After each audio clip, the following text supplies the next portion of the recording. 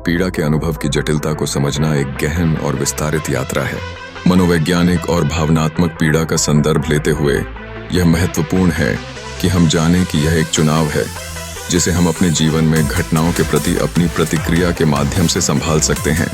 इस अध्याय में हम उन आंतरिक प्रक्रियाओं को उजागर करेंगे जो हमारी पीड़ा के स्रोतों से संबंधित हैं और यह कैसे हमारे दृष्टिकोण को बदल सकते हैं।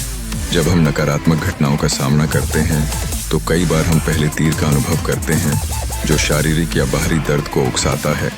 इसके बाद दूसरा तीर जो हमारी भावनाओं में कठिनाई का कारण बनता है, वह हमें वास्तव में पीड़ित करता है। बुद्ध के इस दृष्टिकोण से हमें यह समझने में मदद मिलती है कि भले ही हम पहले तीर को नियंत्रित न कर सकें, परंतु दूसरे तीर द्वारा बनाई गई पीड़ा का अनुभव हमारे हाथ में है। इसका मतलब यह नहीं है कि हमें पीड़ा का अनुभव नहीं होता, लेकिन हम इसे प्राथमिकता दे सकते हैं या इसके प्रभाव को कम कर सकते हैं। मेरी आत्म सुधार की यात्रा में मैंने अनेक स्रोतों और विधियों की खोज की जो व्यक्ति की पीड़ा को दूर करने का प्रयास कर रहे थे। मैंने अनगिनत किताबें पढ़ी, मनोविज्ञान का अध्ययन किया और विभिन्न विशेषज्ञों से मार्गदर्शन प्राप्त किया। जबकि इनमें से कुछ उपायों ने मेरे सुधार में मदद की, फिर भी मैं अपनी गहरी चिंताओं और निराशा से नहीं निकल पाया। यह एक निराशाजनक स्थिति थी जब मैंने अपने प्रयासों के बावजूद अपनी पीड़ा के लिए संतोषजनक समाधान नहीं पाया।